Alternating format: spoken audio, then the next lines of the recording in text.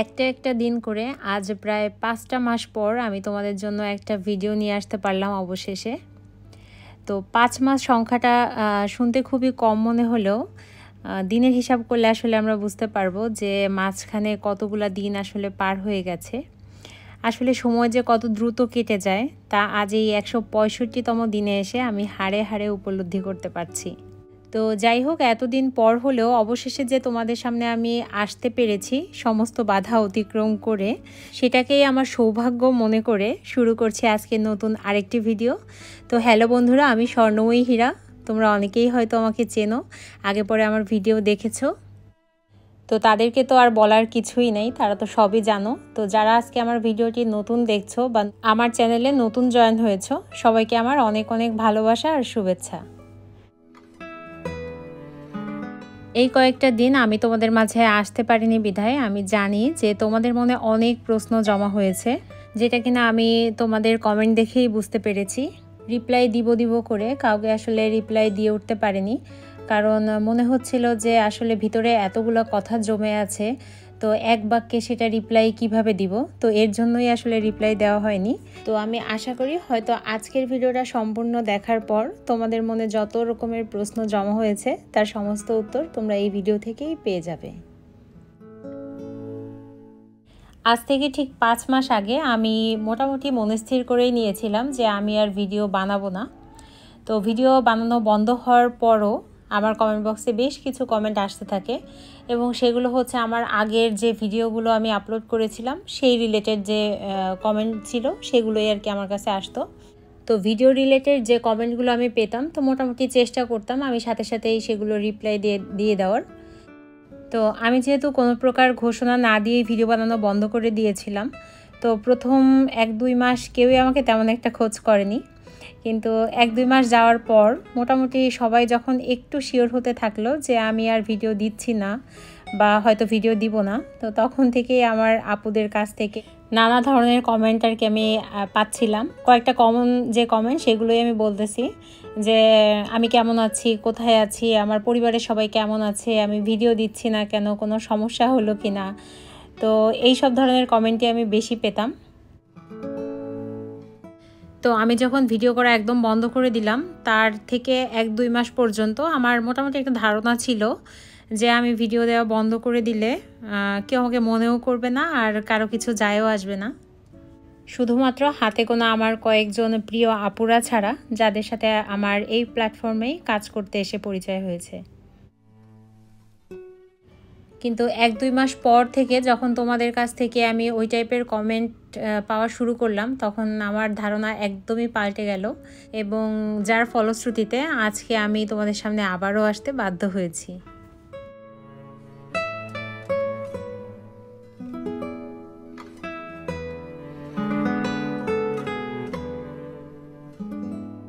তো এতগুলো কমেন্ট দেখেও আমি তখনও চুপচাপ ছিলাম, তখনও আমি ডিটারমাইন্ড ছিলাম যে না, আমি আর ভিডিও করব না। তবে এরকমভাবে আসলে কমেন্টগুলো আসতেই থাকতো। তো একটা সময় পর আর কি মনে হলো যে না, আমার আসলে রিপ্লাইগুলো দেওয়া উচিত, যে আমি কেন ভিডিও আর করব না বা করছি না। তো ভাবলাম যে এরকম করে আসলে রিপ্লাই দিতে গেলে অনেককে রিপ্লাই দিতে হবে, বা সব কথা তো আসলে রিপ্লাই মানে বলা যায় না বা প্রকাশ করা যায় না, মনের যে ভাষাটা সেটা আসলে প্রকাশ পায়ও না। তো এই জন্য আজকের ভিডিওটা করা। তো আমার এই ভিডিও বন্ধ করার পিছনে আমার অনেকগুলো কারণ ছিল, তো একটা একটা করে আমি তোমাদের সব ক্লিয়ার করব। তো প্রথম যে কারণটা সেটা বলার আগে আমার কিছু কথা আছে, সেটা না বললে তোমরা পুরোটা বুঝতে পারবে না। তো সেটা হচ্ছে আমার এই প্ল্যাটফর্মে আসার যে জার্নিটা, সেটা একটু শেয়ার করি, তাহলেই তোমাদের কারণটা বুঝতে একটু সুবিধা হবে। আশেপাশে আমার আত্মীয় স্বজন, পাড়াপড়শি, এমনকি আমার মেয়ে, হাজব্যান্ড আমাকে অনেক উৎসাহ দিয়েছিল এই মানে ভিডিও করার জন্য। আর বিশেষ করে আমার কয়েকটা ননদ ছিল, ওরা আমাকে প্রায়ই বলতো যে বৌদি তুমি এত সুন্দর করে সংসার করো, তোমার কত সুন্দর সুন্দর জিনিস, তো কত রান্নাবান্না তুমি করো, তো এগুলো যদি নিয়ে তুমি একটু ভিডিও করতা তাহলে আর কি আমাদের জন্য ভালো হতো, তোমার কাছ থেকে আমরা রান্নাবান্না শিখতাম বা একটু সংসার করাটা একটু শিখতাম। তো আসলে এরকম কিছু ছোট ছোট জায়গা থেকেই ইন্সপায়ার হয়ে এই ইউটিউবে জার্নিটা শুরু আমার। তো একটা জিনিস শুরু করব বললেই তো আর শুরু করা যায় না, তাই না? অনেক ব্যাপার স্যাপার থাকে, অনেক পড়ালেখা থাকে, অনেক কিছু শেখার থাকে, যেমন কিভাবে চ্যানেল খুলতে হয়, কিভাবে ভিডিও শ্যুট করতে হয়, কিভাবে এডিটিং করতে হয়, ভয়েস ওভার করতে হয়, তারপরে হচ্ছে থাম্বনেইল বানাতে হয়, এরকম আরও কত শত জিনিস আছে যেগুলো আর কি শিখতে হয়। তো যাই হোক, সব কিছু শিখে পড়ে লেখাপড়া করে অনেক ইটি করে তারপরে হচ্ছে শুরু করলাম। তো এটা করতে গিয়ে মানে অনেকটা সময় আমি কিন্তু এর পিছনে দিতাম প্রথম অবস্থায়। মানে কিছু শিখতাম, কাজ করতাম, শিখতাম, কাজ করতাম। তো এরকম করতে করতে একসময় আমার একটা নেশায় পরিণত হলো। আমার মাথায় সারাক্ষণ শুধু এই ইউটিউবিংয়ের চিন্তাই থাকতো, কিভাবে আরও ভিডিও বানানো যায়, কি করলে সাবস্ক্রাইবারও বাড়বে, কেমন ভিডিও বানালে সাবস্ক্রাইবাররা বেশি পছন্দ করবে, তারপর কিভাবে কত তাড়াতাড়ি আমার ওয়াচ টাইমটা বাড়বে। তো এইসব নিয়ে সারাক্ষণ আমি চিন্তা করতাম। আর এই নেশাটাই একটা সময় গিয়ে পর হচ্ছে চ্যালেঞ্জে পরিণত হলো, যেটা কিনা হচ্ছে 1000 সাবস্ক্রাইবার আর হচ্ছে 4000 ঘন্টা ওয়াচ টাইম বানানোর। আর খুব অল্প সময়ের মধ্যে আমি তোমাদের ভালোবাসায় বলো বা সৃষ্টিকর্তার কৃপায় বলো, খুব তাড়াতাড়ি 1000 সাবস্ক্রাইবার আর 4000 ঘন্টা ওয়াচ টাইম কমপ্লিট করে ফেললাম। আর তারপরেই যেটা হয় যে আমার যে মনিটাইজেশনটা সেটা চালু হয়ে গেল। তো মনিটাইজেশন চালু হয়ে যাওয়ার পরে আমার হচ্ছে অ্যাকাউন্টে মানে ডলার আসতে শুরু করলো।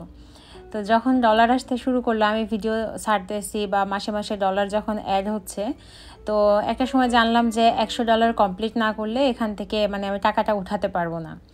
তো ওই যে আবার আরেকটা নেশা নতুন করে আবার চাপলো যে যেভাবে হোক, যত তাড়াতাড়ি হোক, আমার $100 কমপ্লিট করতে হবে। তো তার জন্য দেখা যায় কি আমি আরও বেশি বেশি কাজ করা শুরু করলাম বা আরও বেশি টাইম আমি এর পিছনে দিতে থাকলাম। তো সৃষ্টিকর্তার অনেক কৃপা, তিনি আমার সেই ইচ্ছাটাও পূরণ করলেন।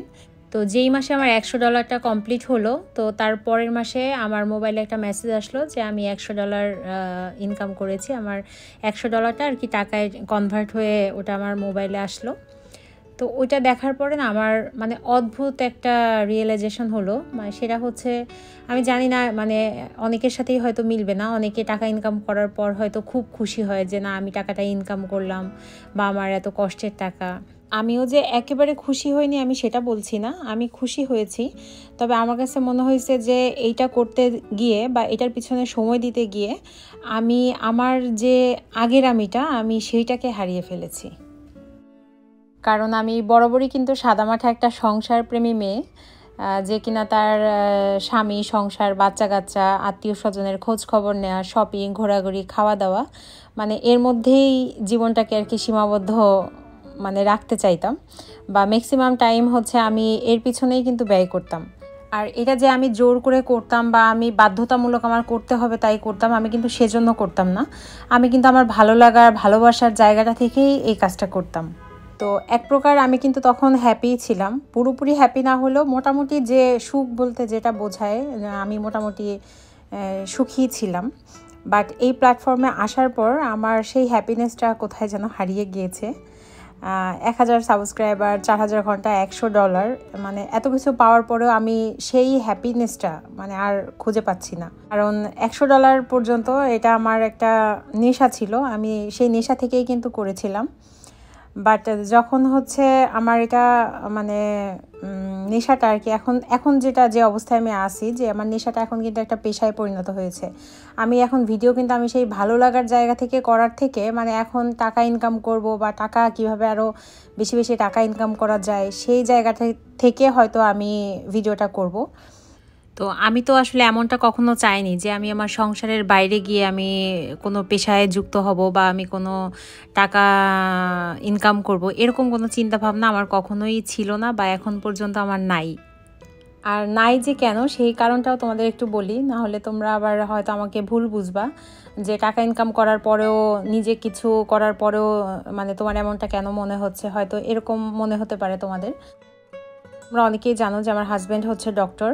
তো ডক্টররা স্বাভাবিক এমনি অনেক বিজি থাকে, তো আমার হাজব্যান্ডও অনেক বিজি থাকে, চেম্বার, রুগী, তারপরে হসপিটাল, সব কিছু নিয়ে আবার তার পড়ালেখা আছে।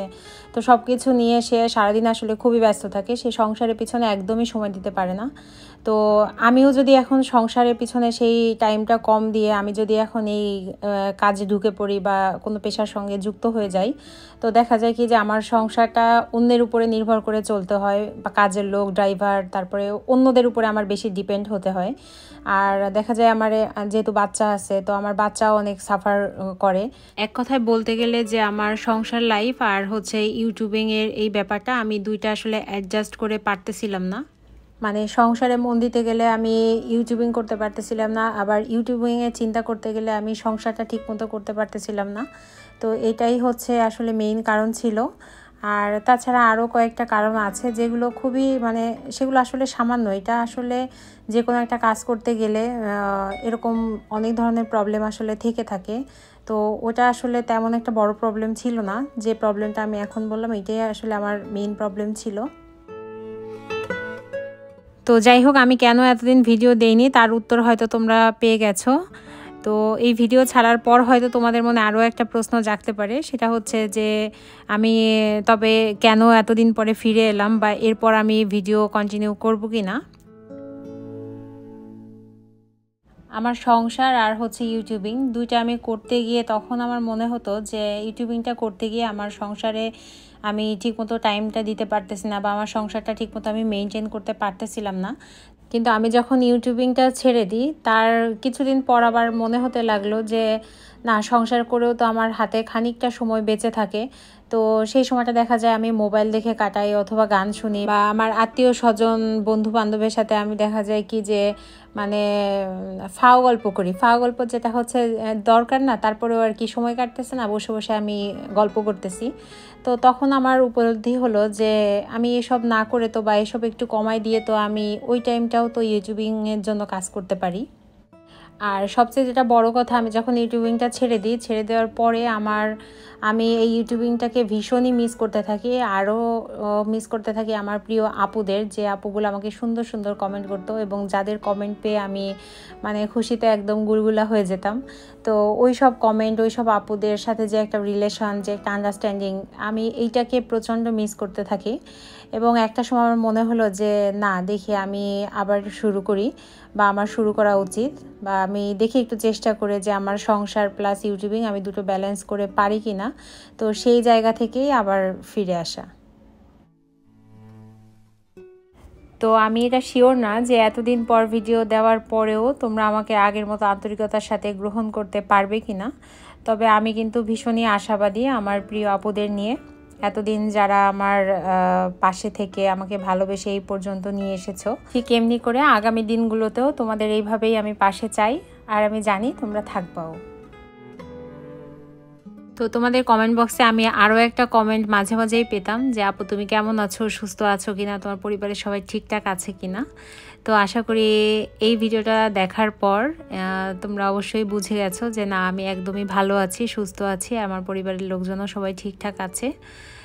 তবে আমরা সবাই জানি যে আমাদের দেশের বর্তমান যে অবস্থা, তাতে কারোরই মন মানসিকতা ঠিক নেই। সবাই একটা ভয় আতঙ্ক এর মধ্যে দিয়েই দিন পার করছে। তো যাই হোক, এটা নিয়ে আসলে বেশি কিছু বলতে চাই না, আর বলা ঠিকও হবে না। আর যার যার জায়গা থেকে তো আমরা সবাই জানি, টিভি চ্যানেল, তারপরে ফেসবুক, পত্রিকা খুললেই দেশের যে অবস্থা সেটা আমরা সবাই এখন অবগত। তো এটা নিয়ে আর তেমন কিছু বললাম না, শুধু এটুকুই চাই যে যেখানে আছে সবাই যেন ভালো থাকে। আল্লাহর কাছে অনেক অনেক দোয়া থাকলো সবার জন্য, যে সবাই যেন ভালো থাকে, সুস্থ থাকে, কারো কোনো জানি বিপদ না হয়। তো এটুকুই আসলে চাওয়া। তো বন্ধুরা, ভিডিওটা অলরেডি অনেক বড় হয়ে গেছে, আজ এ পর্যন্তই। রান্না করতে করতেই সবার কাছ থেকে বিদায় চেয়ে নিচ্ছি। সবাই ভালো থেকো, সুস্থ থেকো।